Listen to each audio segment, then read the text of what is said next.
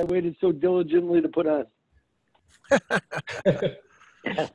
I figured you were stuck. But it's all about controlling risk, right? So it was certainly better putting it on at 75.35 than at 76.40. Oh yeah. You know, we looked at that in the room with everybody too. Yeah. Because that was a perfect spot to buy it. Let me just put that up here. I knew the spot, and now I'll try to fight another day. I've been trying to figure out what it was that set this off. What was I missing? I read the statement. They didn't do anything. The statement was fairly neutral. I guess it was a press conference. It's of course the newest game in town, so I guess he said some things there that excited the world. But it's also doing it with the gold, getting a bid too. So somebody had the CAD Swiss on huge though, because you can see it being unwound in front of your eyeballs. Yeah, and we were looking at these ORH levels where it doesn't matter what instrument it is, it just wants to come back and retest that level. Right. You see it. Yeah, it's just really classic stuff, but that's okay. Okay. You know what? Again, it's all about always limiting risk. I'm not always going to be right. And now you got the oil under pressure too because of the inventory numbers. So Canada's suffering under Lord, I read the statement. And then I see the headline that came across on FX Team. I'm on Forex Factory reading it. BOC's, Bank Canada's Pelosi discussed if stimulus was necessary to downside risks. Oh. Then somebody said, what did they say? Which was absolutely wrong.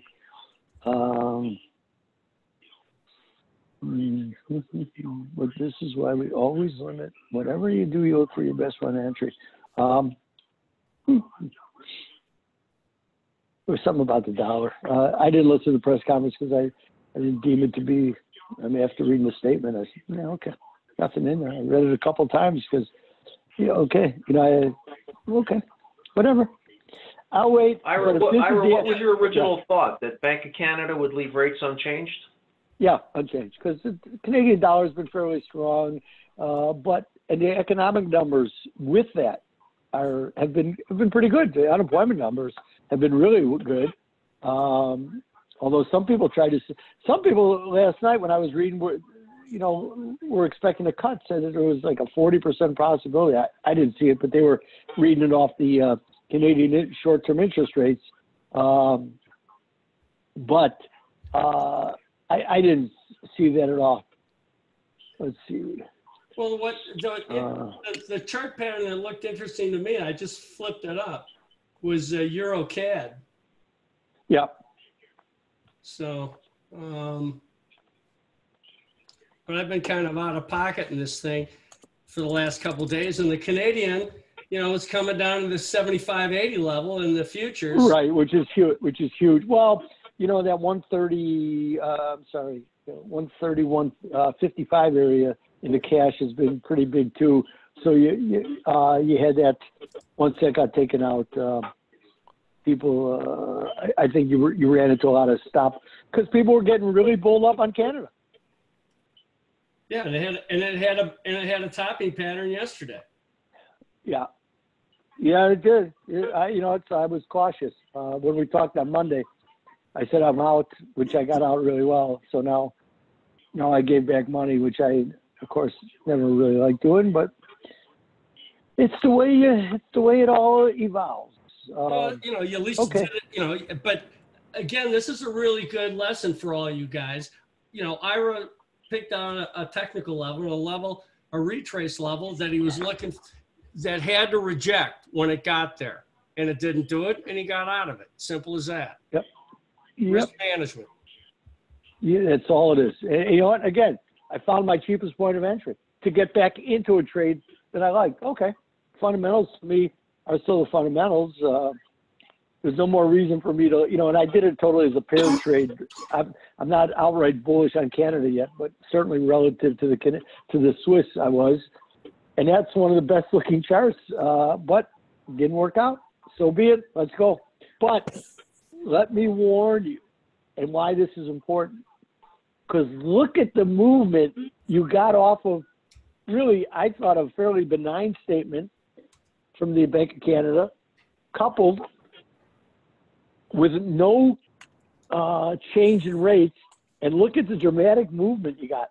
So when I speak about the increased volatility that's coming our way, it's coming. This is just, I mean, this is really this significant movement for the now I don't know where it's going to finish the day, but right now the fact that, you know, futures terms were down 55 ticks off of, wow, you know, that's a lot of movement. Especially in the Canada. So what it really reflects is that the market has a lot more underlying volatility in it than a lot of people want to believe, is really what I'm trying to say to you. So there you see it. Okay, what else are we talking about? I know the Fed meeting. It is unbelievable. Alarian couldn't. He doesn't want to anger anybody, but he was pretty adamant that the Fed should do nothing. Vince Reinhardt, who was on with Santelli, and I haven't always been a Vince Reinhardt fan, but I think Santelli's done a nice job of making him feel very comfortable, because with each interview he gets better and better. And he was, for him, that was pretty out there, because he's, you know, he was at one time the chief economist for the New York Federal Reserve, and he took it, and he took his role very, very seriously, because I actually was on a couple. I went to see him speak at some roundtables at lunches when I lived in New York, and it was always good. But he bled Fed blood. He was so part and parcel of it. I think his wife is really a good economist, but he was really good this morning. He was poking at Powell. So that being said, and this is not my trade idea, but if instead of buying lottery tickets, you want to play the lottery, just get short the NOV Fed funds contract, which is currently trading at 90.42.2 for an effective yield of 160 basis points. Now the October is trading, which expires tomorrow, is trading at 98.16. Okay, can you, Judd, put that up? I'm pulling it up right now. I just have to. I've already sold them. I already got short. You sold you got short the nose? No, I didn't. I'm looking at it though. No, but it's a 25-to-1 payout. Are we on this screen, Matt? Can you see these? Yeah. Yeah, 98.17. I sold some against some of my steepeners. I'm not committed to this very little, but when I was meeting with the guys who I love, in fact, a couple of them are going to call in one day, just to sit in the room and partake in the conversation. They're pretty good. They're running a fairly, now it's growing organically, a global macro hedge fund. So they were talking about this, but nobody's committed to it, you know. But you see it, and that's why the market says there's a 95% probability. That's what's baked in there. Not until the October, because the October is meaningless. Because when I don't know if you guys know how this contract works, but it becomes a smooth moving average once it becomes, right now, November is a pure move. So if they cut 50 basis points, the NOV would rally to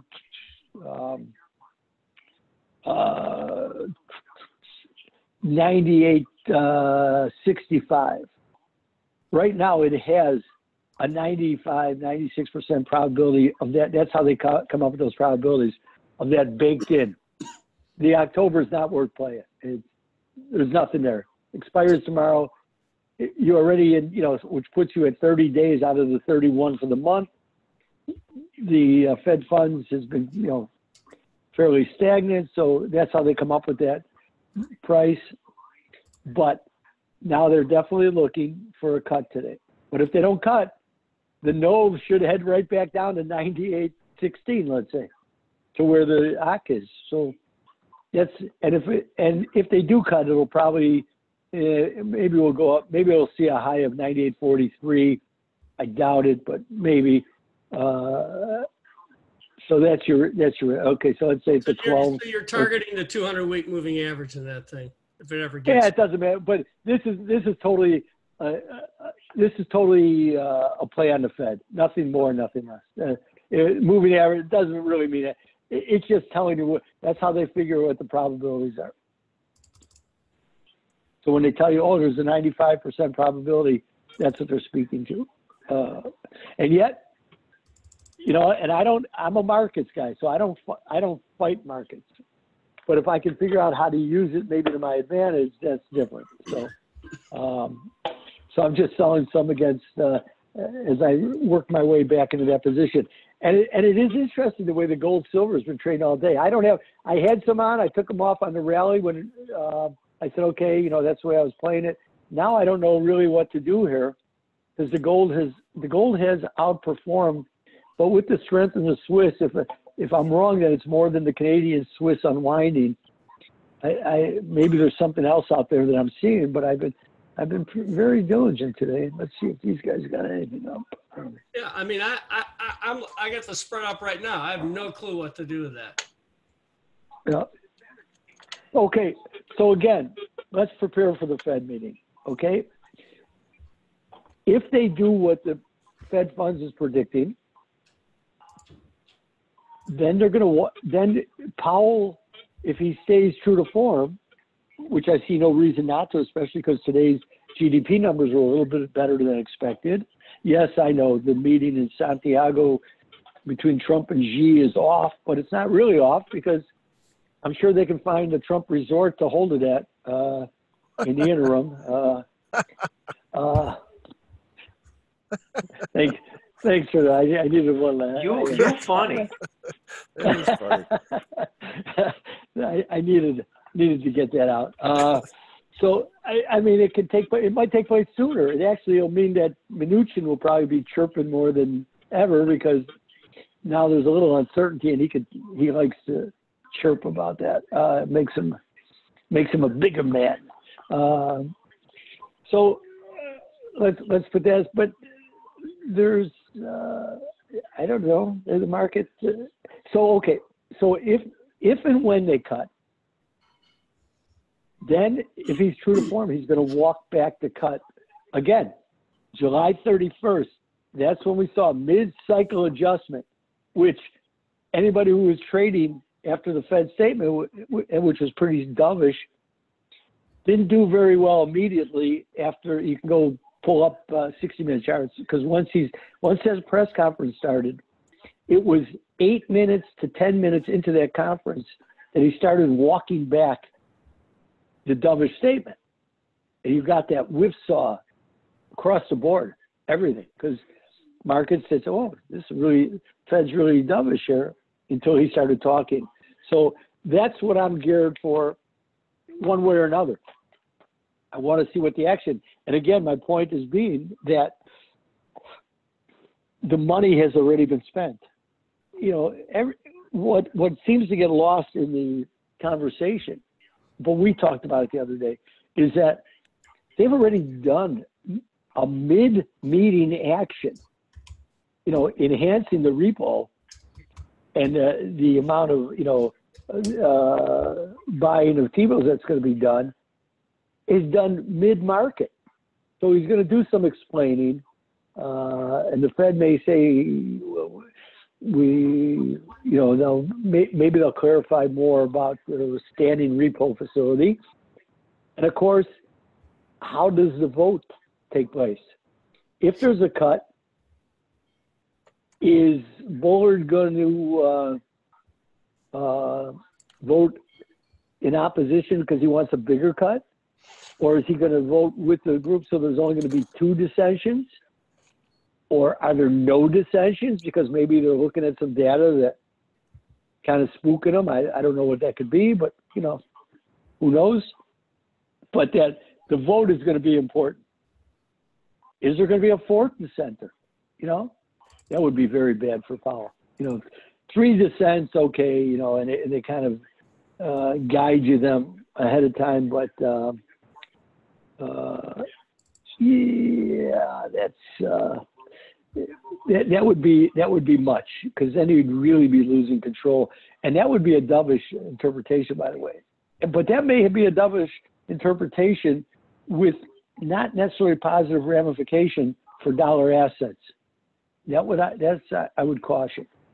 So Ira, right now they're buying the silver miners, they're buying the gold miners, and Ellen was asking what ratio are you using gold silver spread? Are you using $1 weighted, whatever? Okay, Matt, you sent me that last night, right? Yeah, right. Okay, all right. So when I'm neutral to spread, but that's if I really saw a chart pattern that really set me on fire, you know, or I know, I'm sorry. If I really think the metals are bullish across the board, okay, and it hasn't been so right now. Yeah, we have the gold here, we have the silver, you know, certainly the platinum has been nice, but it really has not been a dynamic metals rally. I'm talking about the last few weeks, so I'm a little more cautious. So I'll have it on dollar to dollar, meaning, and let me tell you how the professional traders over the years, because I've had this explained to me because I didn't always do it this way, but if you're putting on the gold silver ratio, it's down, and you just think the spread itself is going to move with no real outlook for the metals across the board, you put on dollar for dollar. So let's see, there's 5,000, and I'm using futures here. I'm not, you're going to have to figure it out your own if you're using ETFs. So the futures silver's contract is 5,000 ounces, basically $18. So that's 90,000 is the full notional value, is the full value of the contract. Gold is almost 1,500. It's 100 ounces, so it's 150,000. So at 10 silver, that's 900,000, and that's 6 gold. So I'd be long 10 silver, or vice versa, short 10 silver and long 6, you know, depending upon what I was looking at. That's the pure dollar for dollar measure. Okay, I'm off a little bit, but you know, we're just so that would give you that. If I'm really bullish to metals, I might then be 15 to 6. Okay, or if I'm bearish, I may have them on 1 to 1, because I think the gold, you know, if it depends why. If I think interest rates are going higher, the economy's hot, the interest rates are going higher, I think it'll affect the gold initially more than it would the silver, especially what else is going on. Platinum's hanging in there, palladium's hanging in there, copper's actually performing now copper's higher on the day as I'm looking. So the economic metals are performing better. I may be leaning, you know, to that gold may be a little bit weaker, and I'll take the industrial metals. Okay, I'm just walking you through how my mind works with this. If you have any questions, chirp up now. But that's the way I look at it. So Ira, what you're saying in very simplistic terms is $5,000 against $5,000. Yeah. Yeah, yep. Or 10,000 versus 10,000 or whatever, unless you're looking to tilt one way or the other. Right. If I'm getting a strong signal about a metals play, then I'm gonna. But that's just me. But I'm violating the pure aspect of a spread. Because when you do spreads, if you're trying to wipe out the dollar, any dollar bias, you put them on dollar for dollar. I don't care what you're trading. Foreign currency, same thing. If you want to be long, you know, you figure out the dollar and you find the dollar level. Yes, you can chart them and look at them in a certain way, but if you don't want a quote unquote dollar exposure, you neutralize the dollar by making them purely offsetting amounts. That's not easy to understand. Believe me, I can explain this to people who've been trading 35 years, and they look at me and they go, this is when their eyes glaze over and go, no, it's too complicated. No, it's not. Just think of it in terms of that. You don't want a dollar position. This is purely a relative value play. I'm playing relative value. I like the euro against the yen. But it's only the euro against the yen. I don't want any dollar exposure. So you neutralize the dollar amount. Yeah, and we have a couple other questions, and one of the guys just sent me a thing here, and I would just say to him, Harold was just asking you about learning, and I would, look, we have over 50 hours of free videos on Whitewave Trading YouTube with Ira, Pax, and I, and Angelo, and everybody else in this room. If you want to learn, you want to understand how to see, you want to understand how the game is played, go listen to it. Don't go to some online trading academy where it's a passport to poverty. We've got a free resource for you. Go use it. You will learn more in these videos than you will in anything. But hey, tomorrow morning, Pax, I'm shooting a Crudele tomorrow morning, right? Oh, good. Yeah, I'll be there too. I've got one in the afternoon, so we'll be the same time. Where's it? I know I'll get the address from Anthony, but it's tomorrow.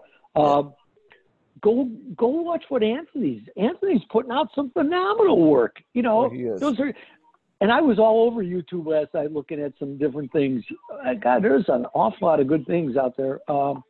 And if you don't like it, you click it off, go to the next one. Something else will pop up because the algorithms go search it for you. Once you start, unfortunately, once you start searching things, they just join the party, and oh, well, then you must want to see this. Oh, you must want to see this. So they'll all come up. You know what? There's nothing to watch on television. Sorry. So you may as well use the time constructively, because there's really a lot of good stuff out there. Go watch a Stanley Druckenmiller YouTube interview. Oh, that's worth the price of a computer. I still go back and watch them. It's a great line. It's worth the price of a computer. It is worth the price of the computer. Yeah, here, gold platinum is just holding its 200-day moving average right here. Yeah. So, right now the industrials are telling me, a little something perking up, a little sustain. I don't know. This is such a, really, we're all struggling not struggling to make money, but in the bigger comprehension, how to comprehend all this. And again, it's like I was just talking to Rick, and that's why I didn't call you, because I finally got in touch with him. But things that I'm looking for. I'm looking the way the gold reacts after he walks back whatever he does, because the pattern is he's going to walk it back. Whether that's if they cut, he'll walk it back with a little more hawkish, and if they didn't cut, then he'd set the table with a dovish. So I want to see. I'm not going to trade on the initial reaction unless they drive. I'm going to have wish orders in, as I call them. Where I go, oh, this level's so good. It was kind of like today with the Canada Swiss. I put some orders in to pick it up on a spread base. I didn't set them as a spread, but I knew if I got the one leg, then I'd be fine to do that. We'll see what happens. This is, again, as I always warn in the blog, patience, patience, patience, because you see the damage that gets done. And right now, with a 95% probability, I'll tell you what, as a trader, I would love for him to do nothing. As I told Santelli, I said, if I was him, if I ran the Fed today, as I like to play, and we talked about the other day, I'd walk out there and I'd say, cue up the Rolling Stones, and I would just have Mick Jagger singing I Ain't Your Beast of Burden. And I'd say, ladies and gentlemen, we'll be back to you in December. Sort it out. Ira, do you have any thoughts on the BOJ tomorrow, number one? And number two, do you think whatever decision they make is predicated off of what the Fed says today? Well, I don't think it's predicated. It'll certainly play to it. But the Japanese are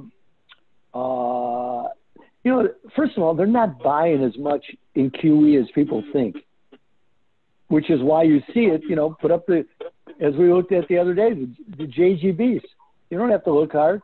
You want to see, they're just not buying as much. They don't have to. And they actually finally got smart. They jawbone it, but they don't act. If they actually intervene in the markets now, they go in and buy REITs and other things in the equity markets, because don't forget with the Japanese, it's QQE.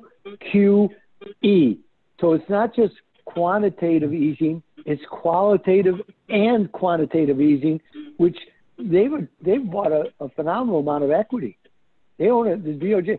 See, the ECB has not directly bought equity yet, as far as I know. They've bought corporate bonds that have blown up in their face, but not equity. So, and again, the JGB is an interesting picture because it's coming down. There's no market there because the BOJ really hasn't allowed for the market to be there. But there are things certainly afoot, and they seem to be backing off a little bit. That's why I pointed out what the Swedes did the other day, the Riksbank, when they said they want to get out of negative yields. They're starting to realize this has just been, for all the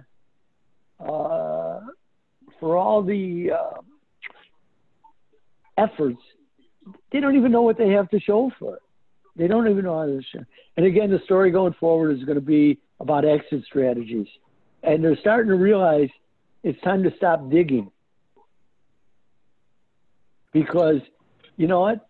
The exit is not as easy as they thought.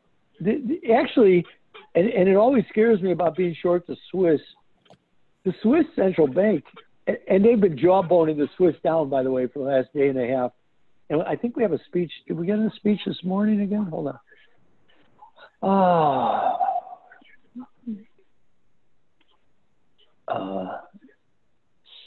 That speech from Governor Lowe of the Reserve Bank of Australia is a mandatory.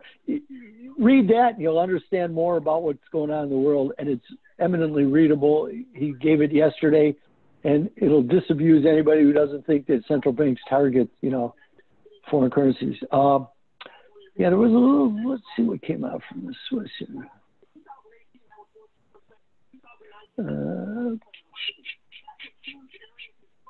No, it's tomorrow. They'll be talking. There's no, but the Credit Suisse put out their economic. Let's see. Is there a speech tomorrow? I saw something. Yes, tomorrow at 10:30 our time, Chicago time. SNB Chairman Thomas Jordan speaks.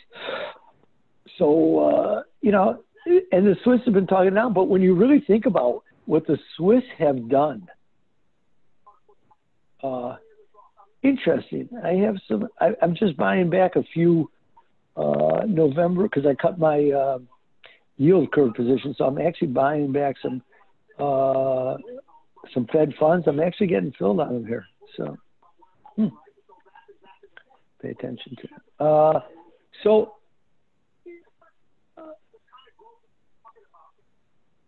what was it? Where was I going? I'm sorry. You were talking about the Swiss and the yield curves. Oh, yeah. So the Swiss are actually in a better position here because they haven't really, they've been printing money, but they've been printing money and buying other people's assets. That's why they're like the second or third largest holder. The Swiss National Bank is the second largest holder of Apple stock. And they do it by printing currencies. So when they go to exit, their exit strategy will actually be easier. The problem is that when they do it, it'll cause the Swiss franc to rally dramatically, by the way, because what will they be doing? They'll be selling stock, getting dollars, and then they'll have to convert or whatever currency they bought them in. So the Swiss do actually have a far better exit strategy. They don't want people to realize that because it'll put upward pressure on the Swiss, and they're doing their damnedest to keep that from happening. But if you really think it through, yes. Okay. Ira, instead of if the Swiss were to do that, do they don't have to immediately convert the proceeds into Swiss francs, do they? They could let it sit, right? Right. That'll be, of course, but what a wonderful world that'll be. You know, but they own like 700 billion of global equities. Or okay, but maybe that's maybe I'm a little bit high, but not much, because that's what they've done. They've intervened, I think, to a total of about 900 billion over since, especially since January of 2015. And when they come in, they print quote unquote Swiss francs, sell them for other currencies, and then buy equities. And they release their holdings every month or every other month, so you can see how much they've intervened for. So, like, I think in August it was 10 billion. So they basically printed 10 billion Swiss, or they took the dividends that they earn on the equities that they buy and just repurchase more stock. So it's a combination thereof. But they have a very large portfolio, bigger than their GDP, by the way. So Ira, do any if they sell some stuff, right, or a good chunk of stuff, where do the profits roll up into? Into the Swiss franc, like indirectly, and then directly onto their balance sheet? How does that flow? The profits are wind up at the SNB, and then they're distributed on an annual basis to the individual cantons. So they're part of the federal budgets. Pretty good, huh? So they could theoretically lower taxes to maybe help the Swiss, offset the stronger franc. Go negative. Hey, I'm entering. I have a new idea. I am entering the realm of negative interest rates. I'm going to buy a car today. I'm going to tell the guy he has to pay me. Yeah. I'm here. I figured if it's a model that works, why not? I was joking with somebody. No, but yes. So they distribute those, just like the Fed. When they clip coupons from all the bonds that they bought, they take the money and they give it to the Treasury. Now, if that's really the case, this has always boggled my mind, right? Let's think about this. Let's make this simple for you, because the Swiss are in the same boat. I'm the Fed. I go into the market and I buy 100 billion of 10-year treasuries with a 1.5% coupon, right? So every 6 months, I'm getting 75 basis points, because that's what happens with a bond. When you own a bond with a coupon, you get every coupon period, you get paid. So I take that interest and I give it back to the Treasury. Okay? Is there anybody who doesn't understand that? Probably half the room. Okay. Well, but that's what's going on. And then Congress says, "Oh, we've got new funds." The Treasury says, "Hey, we're going to pass this money. So if that's the case, and this is where modern monetary theory, or short MMT, gets interesting, because if that's the case, this is the greatest act of alchemy ever, because all you do is have to have the Treasury keep printing bonds, the Fed buying them, the Fed redistributing the interest on those bonds back to the Treasury, and you got a perpetual money machine. That's the world in which we live in. So if you think that things aren't upside down and topsy-turvy, explain to me how it's not. Because that's what the Swiss are doing. They have a perpetual money machine as long as the world is willing to take its Swiss francs. Somebody's buying those Swiss francs. Isn't that trade a wash, though? The Treasury's got to pay interest, and then the interest comes back. Yeah, but it's right. But it's a wash. But the Treasury looks at it. Hey, I'm getting this money. You know what? I have money to spend. No. Well, because what do I they think have? what you're saying is, if I'm hearing you, you're saying that we get to issue bonds at basically 0% interest. And you create cash. All you're doing is paying them back with newly printed cash, so to speak. Right? Because the Fed, the Fed is printing money to buy these bonds. That's what QE was all about. Correct. To me, I've always and I know this isn't easy. I'm not, but this is the concept of a perpetual money machine. And then then how aren't these people like AOC and the others who are out promoting MMT under the auspices of Stephanie Kelton and actually Warren Mosler, who came out of Chicago, that, hey, just keep printing. What's the difference? Well, that would be, then you just have to worry about at what point does the squeezing on the water balloon, ooze out onto the other side and blow up somewhere else. Well, that's what the gold worries about. Trust me. Exactly. Because that's the only reason, because people said, well, if whatever the Fed does today, and this is why I find the gold interesting, because again, gold for me is monetary. And as I sat and talked with these guys from the Praxis group, yes, they took my name. I have no financial stake in it except as an investor, but I like these guys so much that I like working with them. But we discussed this yesterday, and this is a very, very serious time. But the gold, it's like, let's go back to mid-September, right? What happened in mid-September? Anybody that should have shaken the world, but had a lasting effect of a sailor on leave after 6 months at sea, which was Saudi Arabia getting their oil installation hit by some types of missiles, right? And how long did that last? Days. Not even. Not even. Now, how about 4 hours? You made your high. A couple hours. It was nothing. right there.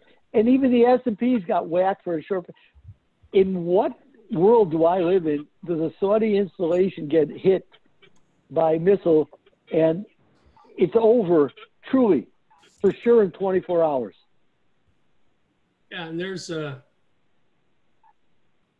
the gold, if you look at the gold, and I was trading it immediately.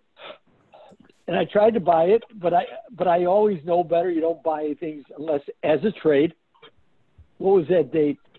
I think it was, what was the exact date? I don't know. I know. I think it was on September 12th. Could that be right?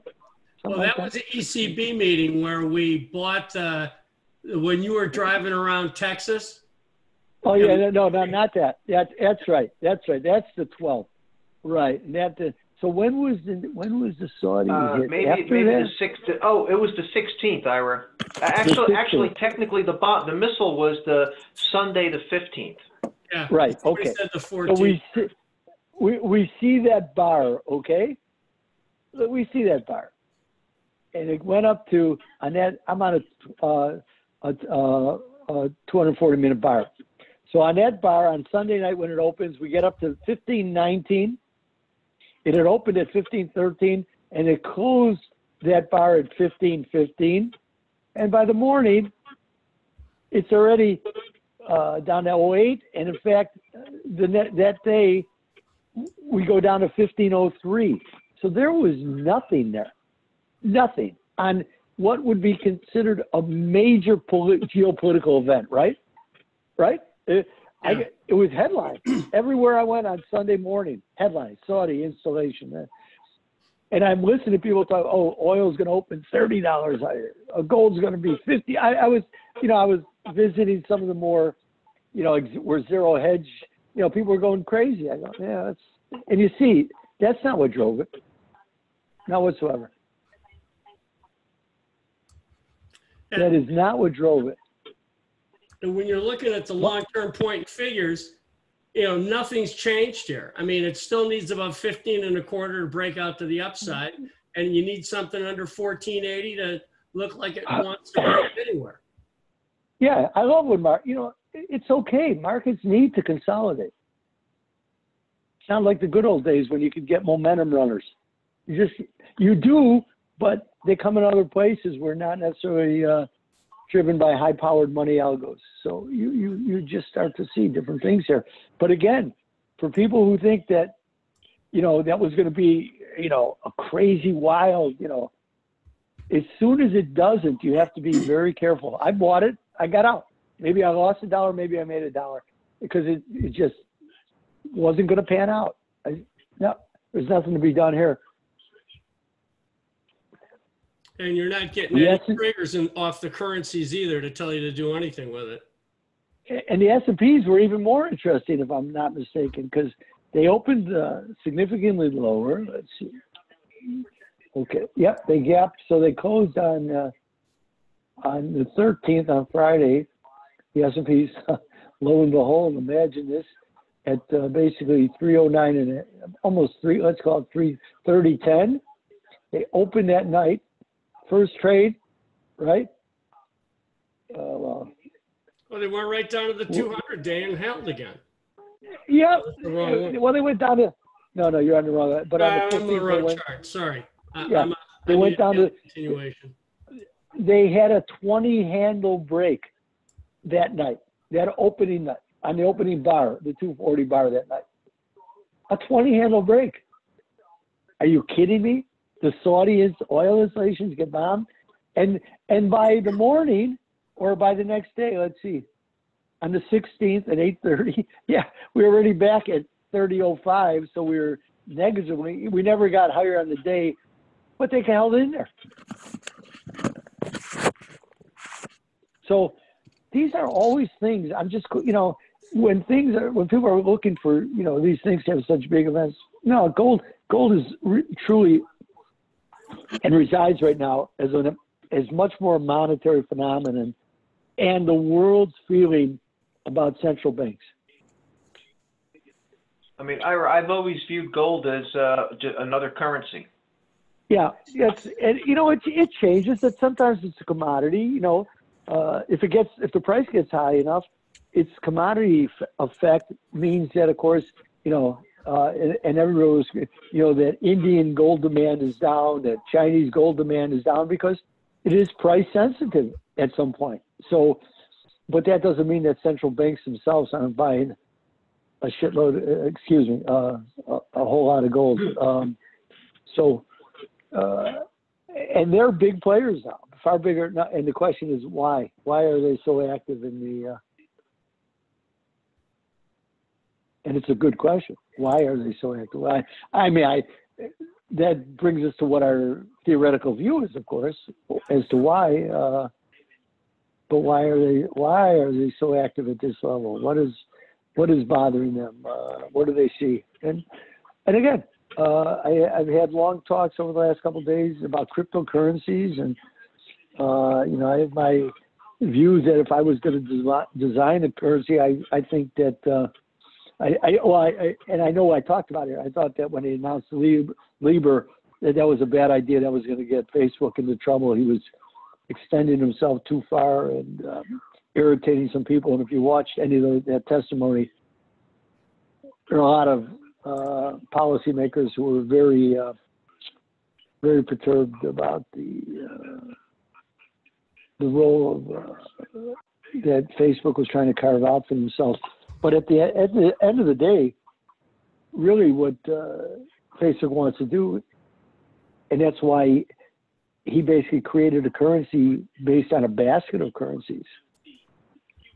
It's because he wants to be Barry Lynn and just have people basically create a debit card at Facebook with Liber, which is nothing more than a basket of individual currencies. So it might be 35% dollars, 25% euros, whatever they decide to, and it'll all be on deposit sitting at Facebook, and that people will hopefully conveniently just leave there that the float will become worth owning.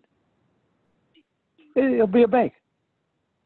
It'll allow him to become a massive bank without any type of regulations.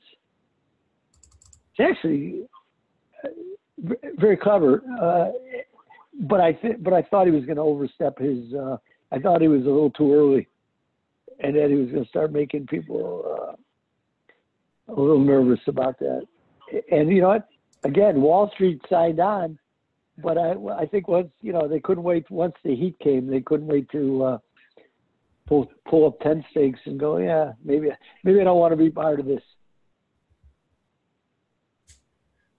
So I've just been going through the bunch of the gold and silver currency spreads, and I'm just starting to look through some of the interest rates, and the 2 years got an interesting pattern. I just don't think it can go anywhere.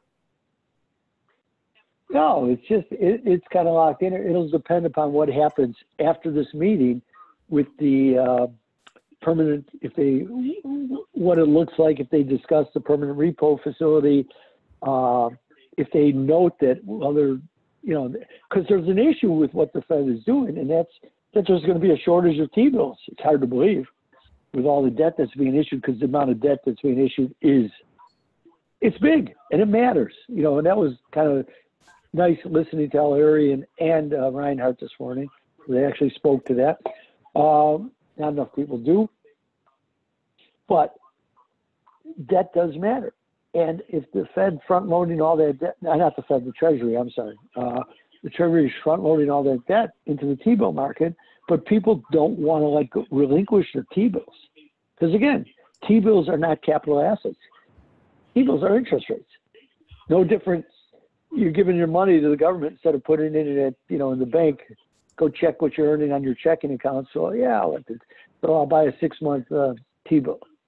But at least I'm getting, 1.6%, 1.7% versus whatever the bank is paying me, and people don't want to relinquish it, and it's safe. Certainly on a relative basis, the safest. So the 2 years will get interesting, because if people start to move down the curve, when we started this discussion, the 2.5, which was my preferred and still is my preferred, was trading about a negative 11 basis points. I mean, we're a little bit positive. Let me see what the one was. Let me see. It was about positive 2 now. So there was 14 basis points in this trade. Okay, 10, 11 anyway. But there should still be more to run, because I don't want duration risk. I want to stay as close as I can. Yet the 2-year is a capital asset, because if rates were to drop dramatically, the 2-year would rally. And if I held it for the duration of 2 years, I would have a capital appreciation. Or if I wanted to sell it after a year and a half because I had made more in capital appreciation, or as much as I would have been in interest rates, fine. I'm out of here. Goodbye. But there's a lot of incentive for me to do that. So I want to stay as short as I possibly can everywhere. Yeah, and I'm looking at a lot of these midweek lows and some of these ETFs. Yeah. Spain looks interesting. Yeah. Not that I want to be long Spain. Germany looks good. I mean, the low in Germany is really good. Yeah.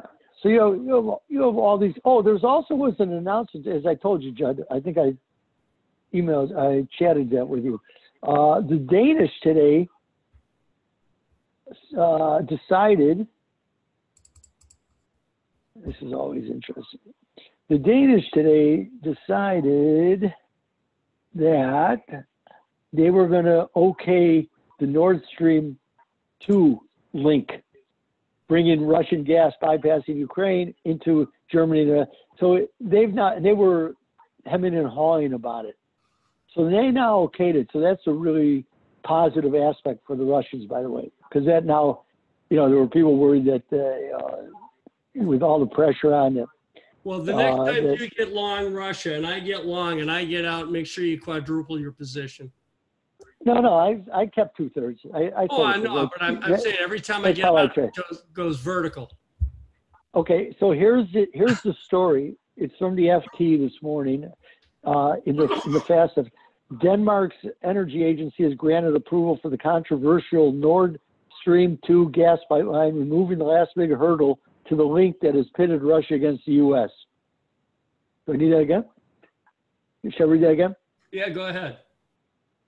Denmark's energy agency has granted approval for the controversial Nord Stream 2 gas pipeline, removing the last big hurdle to the link that has pitted Russia against the U.S.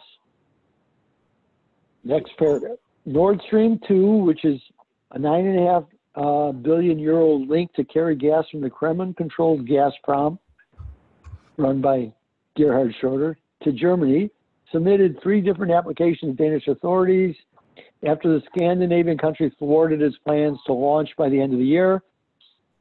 The pipeline is designed to allow Gazprom to reroute the bulk of gas currently running through Ukraine, raising concerns in Poland and some Baltic states that it would increase Europe's reliance on Russian gas.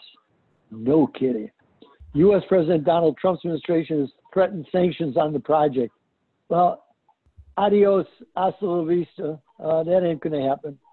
And so now this is, Moscow insists the link is truly an economic venture. Everybody else worries it's, and it solidifies you received approvals from Finland, Sweden, and Germany already for the 1,230-kilometer long pipeline.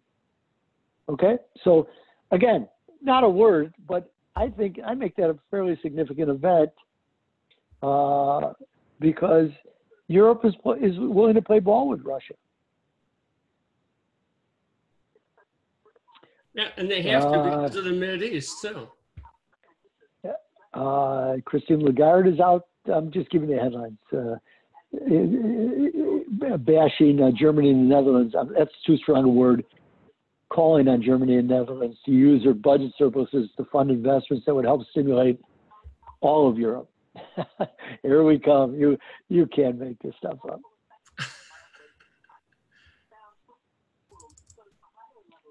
But I make that because the Danes falling in line, pretty interesting. It's one of the things, that nobody has told the Trump team. Yes, when you keep, like Mnuchin says, oh, these sanctions will work. When you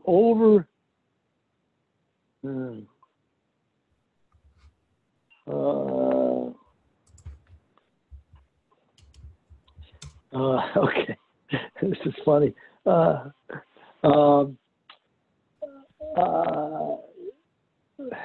But there's a lot of things going on in this world that seem to get looked askance, but I think that's a fairly important one. Now you got platinum movement on its highs. Why I don't know. But everybody's in a setup. We're an hour and 20 minutes away from the release.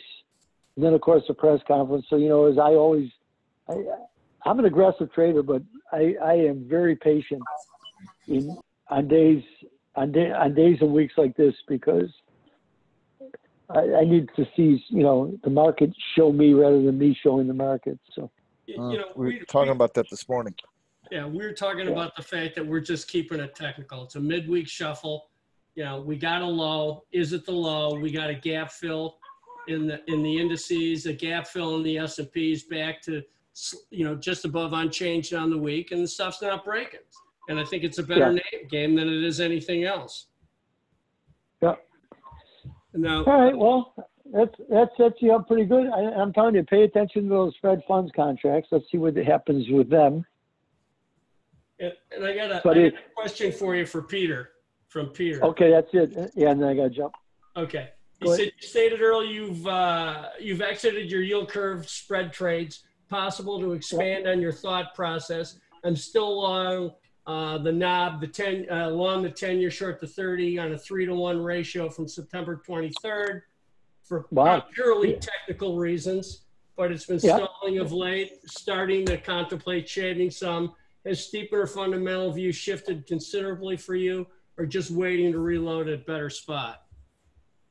Just related, my view is still the same, Peter. I was afraid, you know, when I put those thoughts out there, I'm thinking about them. That what if he does nothing? You know, because you listen to Larry, I go, well, the curve's going to steepen. I don't think, into my bigger point of view, and Peter, what you've caught is because of the Fed's aggressiveness in the short-term markets to ensure that there's adequate funding. So it's really helped to steepen these curves, and they know that it was one of their intentions. So, if I was Australian, I'd say good on you, because you did, and you saw it, and you took advantage of it, and that's a good play. But I was, and believe me, I'm weak at this. I'm weak. I've been weak for 42 years because I'll take stuff off and I'll figure I can put it on better, but that's not always the case. So now I've minimized this trade. So I still have a core position on because I've built it up, but it's very small. But I have to be prepared for him to do nothing. And if I had a full load on, and they did nothing, and then now all of a sudden I'm not able to take advantage of that which I want to take advantage of. That's all. It's my thinking. But I applaud you. You've got those on. Really good place. So, but again, I've been doing this for 42 years like this, still weak. And something haunted me yesterday when I had this conversation. It was 2007. I was working with a hedge fund friend of mine in New York. And you can look at the chart if you can bring up short sterling. So in January of 2007, we had read a poll that maybe Reuters or Bloomberg took. 54 of 54 economists said that the Bank of England wouldn't do anything. Now, there was a speech given. You can go check everything I'm telling you is true. Tim Besley, who was a member of the Bank of England Bank of England Committee on Policy Making, had given a speech like a few days earlier, and it was really bullish. And this was just the beginning, of course, of 2007. And then I listened to something that Mervyn King, I think Mervyn King was maybe not, it may have been Eddie George, who was the head of the Bank of England, was the governor. And it was fairly hawkish, as was Tim Besley. So I said to Owen, I said, 54 out of 54. I said, I'm reading these speeches. They're pretty hawkish. I said, I think they're going to raise rates. So we put on, I remember, we didn't know whether we wanted to be short the short sterling, which is, 90-day money in England, or we wanted, I think we just bought we bought the pound and sold something on a spread basis. And sure enough, they cut rates. I mean, they raised rates. We had a really good day, and we didn't have it on big because it's, 54 out of 54, how can I, but it sticks in your mind going, they're not always right. I like to know what everybody's thinking, but it doesn't mean that, again, I'm here, and if I'm teaching you anything, it's to exploit your edge. I know what my edge is. My edge is context and nuance. I can't say it enough.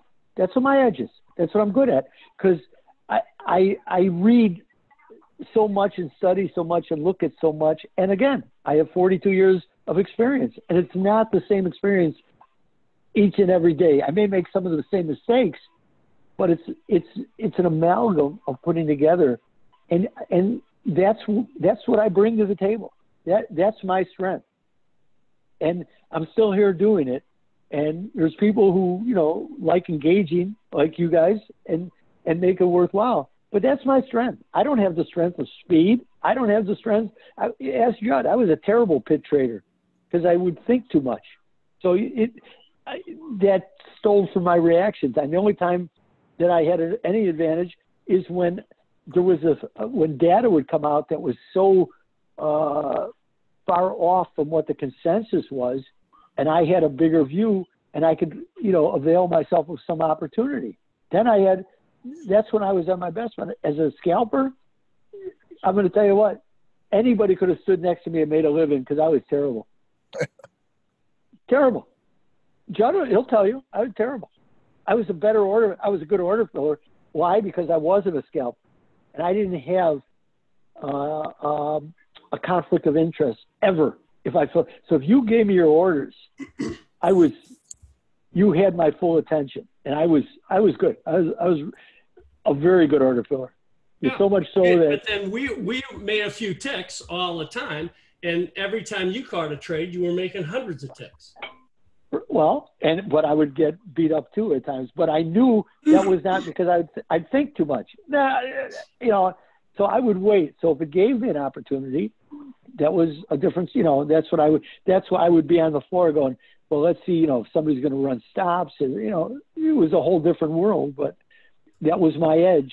But most of the time, if I was standing on the floor, I'd rather be busy. I'd be, working with the people who ran my arbitrage, or I'd be filling orders. If somebody wanted to go play golf, leave for the day, go whatever. They knew that, I could stand there and fill their orders, and they didn't have to worry I was going to steal the business because it's not what I wanted to do, but I would be diligent. And so much so, if Jack was busy, who was getting the overflow. Yeah, when you guys are trying to exile me from whatever pit you wanted to be in. Yeah, get out of here. Yeah, because we didn't want any conflict. I loved Jack I loved Jack. I loved when he would come in. Phenomenal. One of the greats people. One of the greats. Yeah. He was so good at finessing an order of size. Great. Beyond great. But he was so great that he was able to finesse the order perfectly or wonderfully for Richard Dennis or whoever he was filling for, and at the same time not run over the locals. Well, because he knew he needed you. Yeah. That was the key. I don't want to kill you. Yeah. He would come into the NASDAQ, Ira, and he'd have a 5 or 10,000 to buy or sell or whatever. And he'd come up to the NASDAQ, how he did 15, 20 minutes before he was going to buy him. And he'd look around, and I go, 100 it even. And he'd just shake me off. Away, pal. Yep. All right. 90 on 50. 90 on 50, he'd wink and walk away. And not that nobody, he also knew he didn't do that for everybody, but he also knew I'm not going to take advantage of it. I'm going to create inventory. Hey, if I hurt you and destroy you, guess who's not going to be there for me next time? Even with Chucky or any of those guys that give us orders, they didn't care how the market got there. They just wanted to be filled at the price. Yeah, exactly. That's exactly right. It's not, you know what? And they were smart. But Jack also kept the pits, especially the currencies where he could do it better, of integrity, because he knew that somebody was out there trying to squeeze stops. I saw him lift entire orders, and guys go, uh-oh, because they were looking for stops, and he bought, if there were sell stops, he'd buy everything, and these guys would go, oh, wait, no, nothing, goodbye, walk out. Mm-hmm. Oh, yeah, you didn't screw him. No. And you know what? And Rich was a protector. Rich was great for the markets because he let everybody make money, but he certainly understood the importance of the integrity of the marketplace. Yes. They're great. Listen, it's why these markets got built, by the way. I was trying to explain this to somebody that, Wall Street, and I know because I used to go to Wall Street. That was a big part of my business as a currency trader and cash currency trader, and did a lot of business out of Chicago. They hated Chicago until they learned how to use it. But the fact that we brought really so much transparency to the pricing of global currencies, banks didn't want to relinquish, that was a very opaque world. It's still opaque. Yeah, we compressed their spreads, and they didn't like it. Oh, we compressed them dramatically.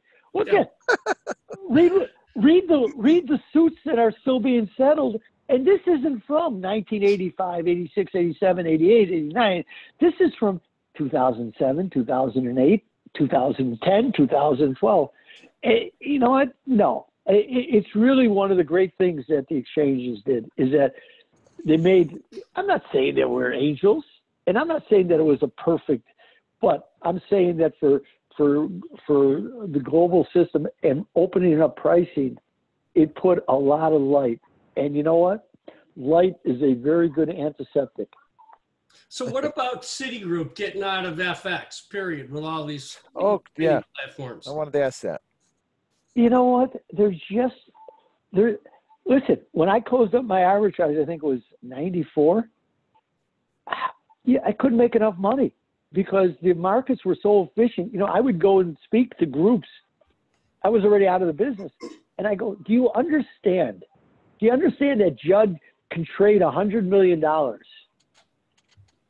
at a margin of basically $6.25 a contract? Because that's how narrow the spreads were. They were a half a tick wide. And I couldn't make anything on the differential. And so when I couldn't make when you can't cover your errors anymore, it's time to pull up stakes and go bye-bye. Because what am I here for? This is silliness.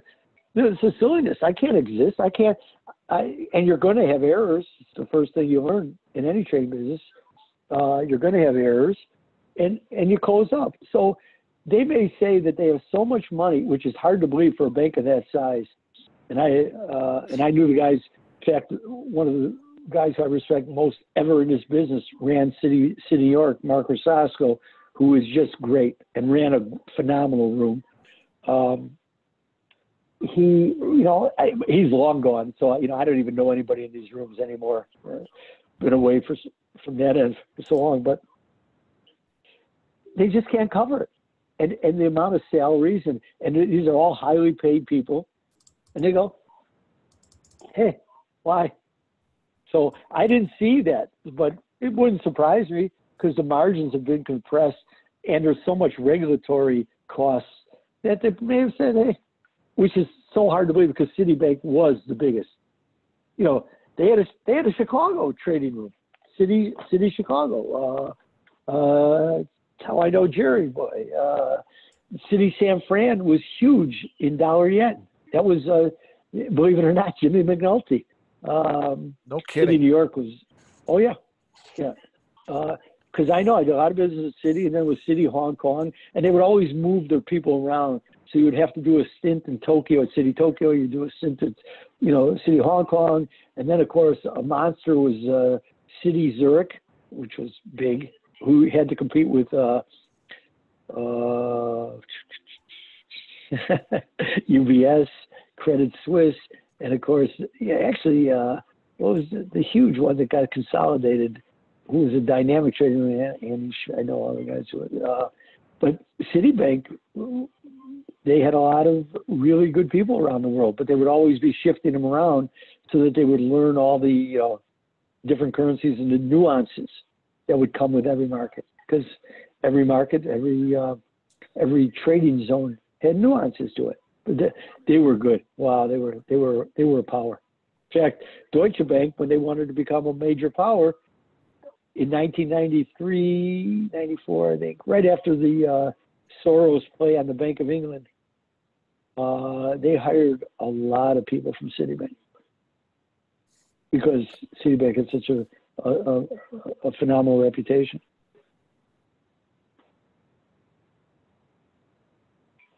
Jim McNulty ran Citi Chicago operation?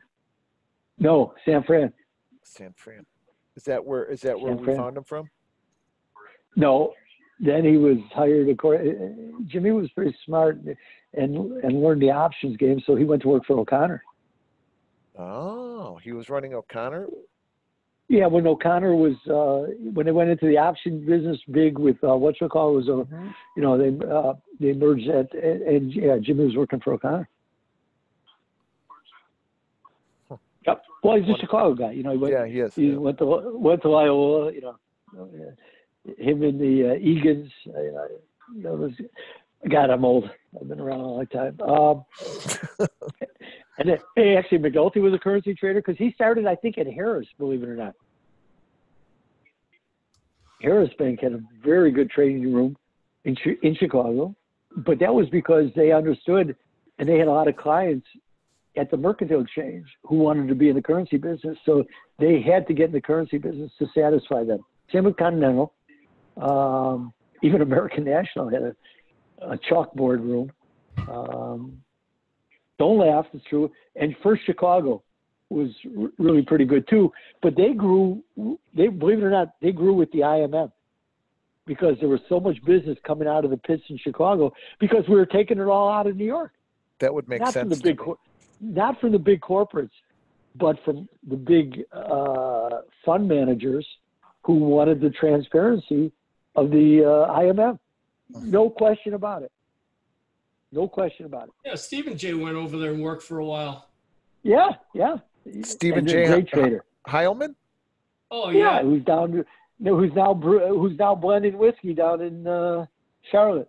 Get out it. Is he really? Yes, he is. What a great trade. What a great guy. And he is a great trader. He had the biggest, he really had the biggest tolerance for pain that I've ever seen of any trader. You never knew what his position was. No. He was always had the same look on his face. Always. And what a good looking guy to go with it. Yeah, he was. He was a good dude. Sorry, but I'm going to tell you, and nicest human being as you're going to ever imagine. Oh, absolutely. He lived on Green Bay Road in Lake Forest, around the corner from me. We drive in every so often. When he came into the NASDAQ, when you drive in home, and I'd be driving him home, we'd be talking about the day, and so you were short 300 contracts during that whole 200-point rally. Yeah, but I covered them 300 lower. Yeah. Well, how about Montalbano? The one day he was standing in the pit with him. He's another one. He was short. Todd elbows me and he goes, look down at his card. And he was short 748 yen, and we just rallied 450 points, and he still didn't have a fucking buy on his cards. he looked at me after the close, and he said, hey, Judd, where do you think I should get out of these? And I go, well, John, your only hope is that the BOJ intervenes after the close, coming in, and here's your out. And I looked at the cycle sheet, and I gave him the number. And he was out, I don't know, $2-3 million. And he wound up making about $500-600 on the trade while he was driving home at like 4:30. Yeah. The BOJ intervened, and he got taken out of his position.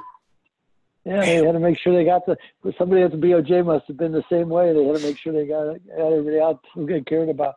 No, it's, what, there's some, CJ brought a whiskey place down in Charlotte. Oh. Wow. Good on him. I know he got divorced, and I don't know if he ever got remarried, but. Oh, really? I didn't, I haven't talked to him. I just know every once in a while, because Heater moved down there too. Because Heater's wife is a doctor, so Heater will call me, so I know he talks to Steve. But when Stephen J. opened a fund, he said, "I'm opening a fund." I said, "Okay, here's my check." Yeah. That's all. Because he had banking experience on top of it too. But that was the way the world worked. But he came. First Chicago was a great breeding ground, but it was Joey D. was remember Joey D? Yeah. No. He was a phenomenal yen trader. You won't know. He was a phenomenal yen trader, but he ran the forward book at First Chicago. And forward traders are they're interest rate traders. So he's very cautious by nature, as most bond traders historically have been, unless you're a crazy man. And Joey D could really, patient. I talked to Joey every once in a while. Great guy. Just great guy, but another First Chicago guy. The guy who ran First Chicago taught me more about currency trade. I knew a lot about the fundamentals of currency. I didn't understand currency trading, the nuances. But Paul K, who wound up running a major trading room in New York, First Chicago. First Chicago was a really, really good breeding ground. But McNulty, I think, was there for a while too. So But but Jimmy was he ran Citi for San Fran. He was the yen trader. Yeah, a lot of good guys came out of there and out of the pits and went to all those. Oh yeah. Positions. Yeah, a lot of guys. A lot of bank guys didn't really know how to trade, again, because when you're trading other people's money, you get bad habits. But for the ones who could learn, then they became much better traders, and they were marvel at how guys in Chicago would take risk. Yeah, I'd walk in with my chart book. Really, I'd go to New York because I'd like to see how the trading rooms worked, and they would, because I was doing a lot of business, and they would call me all the time. We talked markets all the time, into the wee hours of the night, really. And then when they'd go to Hong Kong, I'd be getting calls all the time. My wife, Janice, she says that was the greatest thing when you stopped trading cash currencies, because then the Hong Kong calls, 3 o'clock in the morning. I have 4 little kids, and my phone's ringing at 3 in the morning, 2 in the morning, passing the book in between time zones. So I've had a long and I wouldn't change a thing, but it's I learned a lot.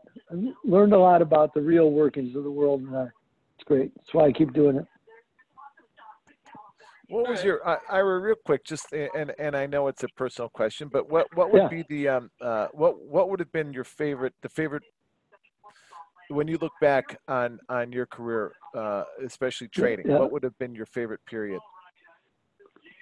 Oh, there's no doubt about this, because I think about when I work with these guys at Praxis Group, I see it very, in between the ages of 34 to 45, you're like an athlete, because now I've really I had honed my skills. Yep. I had built a tremendous knowledge base where I had comfort, and I had learned how to manage my risk.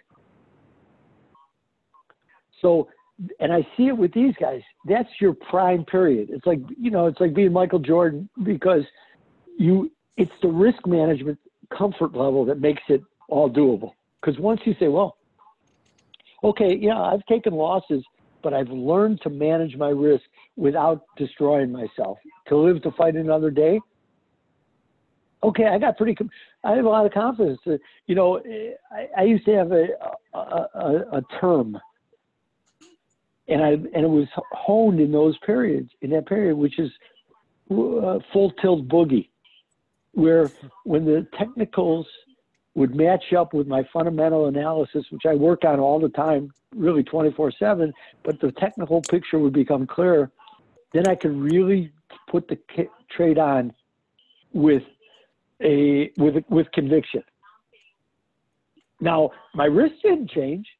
But when I could define it so well, that was, and it only was in that period of time. Before that, when I started in 1977, I didn't come from any kind of wealth. So I didn't have any kind of money. So as I always said, in that, one of the best books to me on trading, not just because I'm in there, but is that Inside the House of Money by Steve Drobny. But he said to me, he says, well, why was that? I said, because I'm a middle-class kid with middle-class sensibilities. Money meant something to me. It was one of the things I couldn't wrap my head on with the .com, when they would use, what's your burn rate? And I go, burn rate? I don't burn money. Money's too near, and it's too hard to make it. I want burn rate. So I've always, I could never really throw it all. It's not the way I operate. And then, when you have 4 kids, you and a wife, and you got responsibilities, you proceed with caution. I was never one of those who, even though I believed in my work said this, I was never letting it all go, which is why I never sustained myself as a fund manager. Even though I traded other people's money well, I just could not get mercenary enough to go to the next step. And you know what? That's what investors really want. A lot of investors in this game. I'm not talking about, if you run a stock bond portfolio, different mentality. But if you were willing to invest in a hedge fund, in the future, with a managed futures account, you're a risk taker by nature. You're not looking for, you know, that's why when guys would show me, oh, I made a 0.5%, you know, when that game started being played, oh, you know, what's your Sharpe ratio? I go, Stan Druckenmiller in, I think it was 2011 or 2012, when he finally closed up his fund and said, I'm only going to manage my own money and maybe a couple of friends. And he had made like 11 or 12% that year. But he said in his letter, or whether it was on an interview, that he should have made a lot more. So he figured his time was up, because if he believed he should have made a lot more and he didn't, the markets must be getting away from him. I thought that was quite a statement.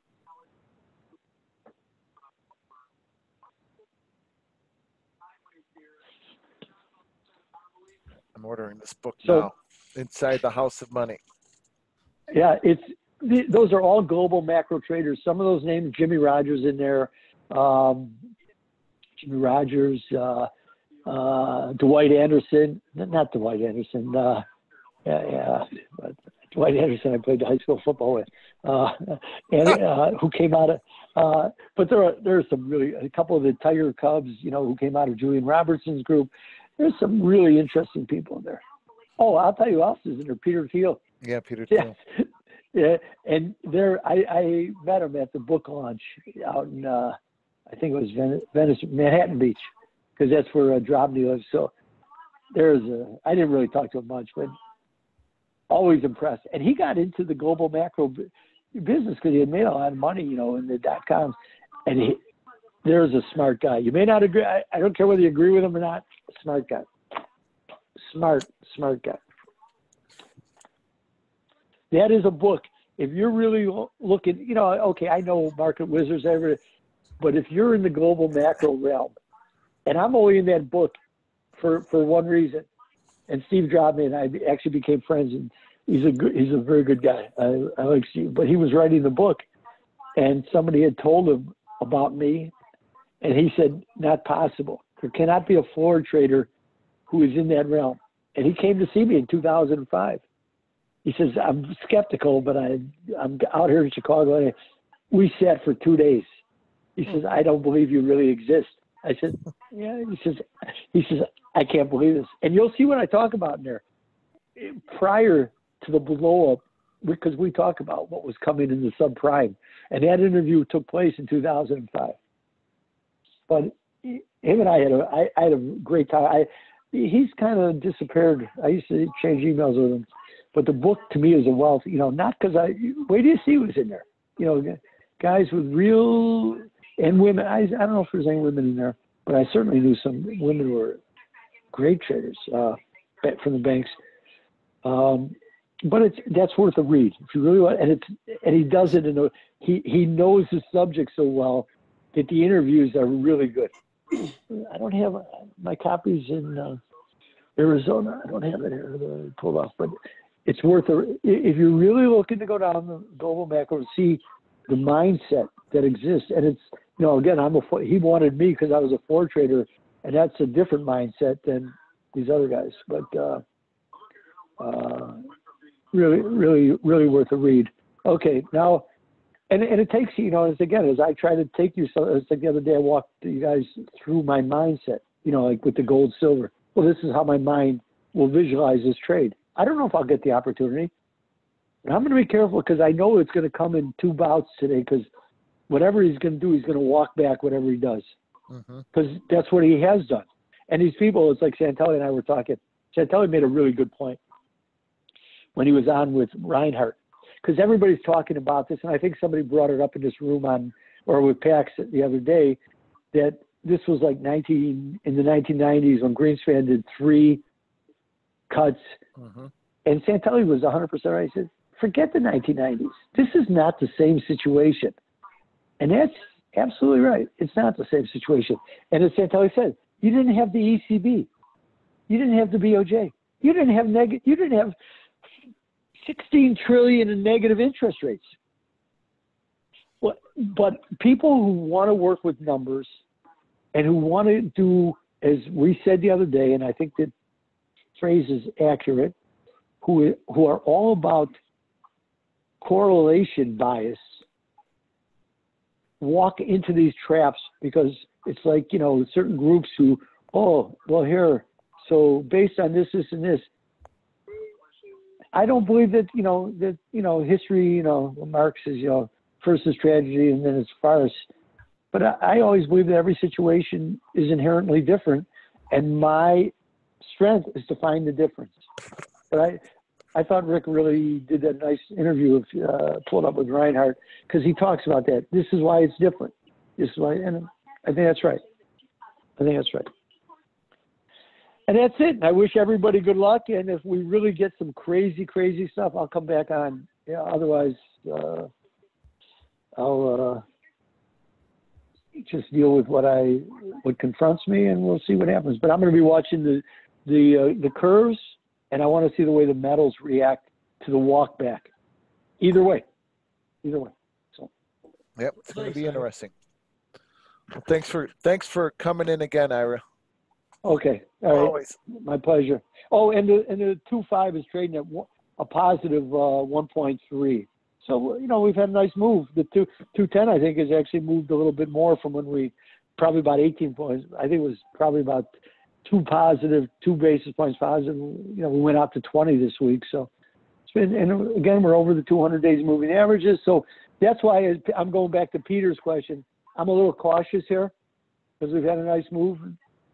It may blow, but it hasn't yet, even with the Fed announcement, the intermeeting announcement. So we'll see from there. All right. Good luck to everybody. Yes. Thank you. Good luck to you. All right. Okay. Bye. All right. All right. Oh, great conversation.